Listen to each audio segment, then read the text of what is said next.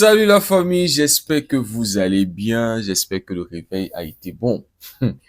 Quand je vous dis ici là que je ne suis pas d'accord avec cette histoire de crise que les Madrilènes sont en train de fabriquer partout là.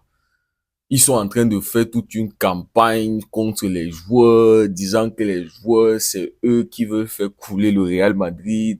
Ils sont en train de se mettre au-dessus de l'institution.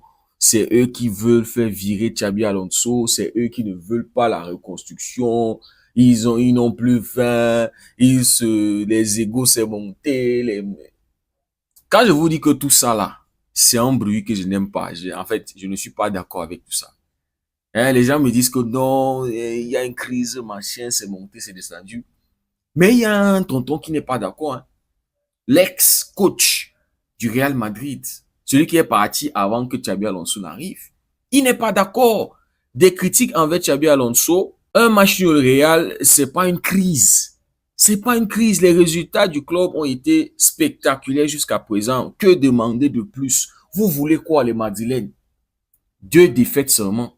Donc, c'est seulement pour la semaine dernière là, où vous avez perdu un match et fait un match nul, qui sont en train de faire du bruit, ils sont en train de, chacun est en train de chercher tel joueur, son père est venu dire que sa mère a dit que l'entourage a dit que tel, ils sont en train de nous fabriquer toute une histoire autour du Real maintenant. C'est-à-dire, ce n'est que le Real Madrid partout, tous les médias, les Madrilènes. Voilà Carlo Ancelotti. Si Carlo Ancelotti le dit, moi je le crois. Et je le disais ici, moi, cette histoire de crise-là, laissez-nous tranquilles. Laissez le coach travailler. Donnez au moins une saison au coach ou bien donnez-lui une partie de la saison, je ne sais pas trop. C'est pour ça que je posais la question. Est-ce que vous allez être patient envers Xabi Alonso? Est-ce qu'on va le laisser travailler? On avait posé la question là en début de saison. Je suis tombé sur une information là encore, les gars. Xabi Alonso a du crédit seulement jusqu'au match contre Manchester City en décembre. Il n'y aura pas de patience avec lui. C'est-à-dire, ce n'est même pas encore la deuxième saison. Hein. Il n'a même pas encore fait une partie de saison. Les gars, cette information, ça vient del Chiringuito. On parle del Chiringuito, les gars. Voilà. Por lo tanto, hasta el City tiene de crédito, según me comentan, Xabi Alonso en el Real Madrid. No va a haber paciencia, no va a haber paciencia. Pero pas de patience. Zidane calienta. ¿Zidane? Sí, sí, porque... Pas de patience. Ah, c'est ça les Madrilènes. Ils ne peuvent pas faire une deuxième saison blanche. Ils ne peuvent pas l'accepter, ils s'habillent en blanc. Mais ils n'aiment pas les saisons blanches. Et ils ne peuvent pas accepter faire une deuxième saison blanche. On avait vu ce qui s'était passé la saison dernière. Comment ça avait essayé de manipuler le système, mettre la pression sur les arbitres pour essayer d'avoir au moins quelque chose. Parce que ce Barça le torturait. C'est-à-dire c'est eux-mêmes qui ont choisi Xabi Alonso. Ils l'ont fait venir, mais ils ne le donnent pas le temps. Ils veulent des résultats là. C'est vrai aussi que les choses que les médias disent, il faut les prendre aussi avec les pincettes, ces médias. Plusieurs poids lourds du Real Madrid seraient désormais en rupture avec Xabi Alonso. Bellingham, sous l'influence de son père, il ignorait régulièrement les consignes, jouant en attaque alors que Alonso le veut au milieu. Le père de Bellingham. On se rappelle, pour ceux qui se rappellent, le père et la mère étaient allés crier là-bas, allaient crier un scandale à Dortmund. On sait que le petit Bellingham est là-bas. Les parents Bellingham étaient là-bas et avaient créé un scandale parce que le coach avait réduit le temps de jeu de leur fils. Et le mec jouait beaucoup plus en deuxième mi-temps. Il était relégué sur le banc. Donc le père était allé gronder là-bas jusqu'à ce que le club décide qu'on ne veut plus voir les Bellingham. Ils n'auront plus accès au stade à cause du scandale qu'ils avaient créé. Maintenant, c'est la même chose. Ça dit, c'est une sale famille. Ça dit, comportement, caractère là, ils n'ont pas. On le voit chez Bellingham. Ça dit, ça ne supporte pas le comportement de Bellingham. Quand tu vois ce que les parents font. Des gars qui se sentent au-dessus des autres. Ego supérieur. Et ça colle bien. Bellingham colle bien avec le Real Madrid. Un club de mafieux avec l'ego supérieur. Donc, ça ne me surprend pas. Je crois. Ça dit, quand je lis ce truc-là, je crois. Donc, Bellingham, le coach lui dit, joue au milieu. Il dit non. Moi, je vais aller marquer des buts là-bas. Tu ne me dis pas ce que je vais faire. Je suis arrivé dans ce club avant toi, avant que tu n'arrives en tant que coach, bien sûr. J'ai marqué des buts ici, là. J'ai offert la Champions League à ce club. Et c'est toi qui veux venir me dire. Donc lui aussi veut marquer des buts. Tellement il n'a plus célébré, il n'a plus... Valverde aurait refusé de s'échauffer correctement et n'accepte plus d'être utilisé comme latéral. Rooney Calafat, figure clé du recrutement au Real Madrid, ne veut pas de Xabi Alonso. Très proche des Brésiliens Vini, Rodrigo et Endrick, il les soutient en privé contre le coach et sape son autorité dans une véritable guerre interne. Les entourages d'Endrick et Rodrigo aggravent la situation. La mère d'Endrick et surtout le père de Rodrigo créent un climat toxique. Ce dernier aurait même bousillé le marché estival de son fils en réclamant l'impossible alors que le joueur, lui, se sent bien à Madrid. Ça dit qu'il y a tellement de bordel dans ce truc, les gars. Tellement de bordel. Franchement, et ça vient de Romain Molina.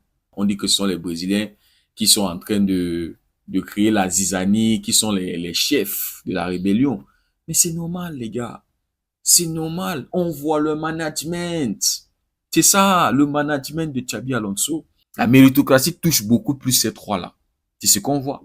Vini, même dans les matchs où il est bon, on va le faire sortir, on va laisser Kylian. Rodrigo, le temps de jeu qui est réduit. Endrick, qui n'a même rien à se mettre sous la dent. Moi, je me dis, les amis, tous ces comportements, c'est peut-être aussi la façon dont Xabi Alonso traite le traitement de Kylian. Ils voient. Ils sont à l'interne.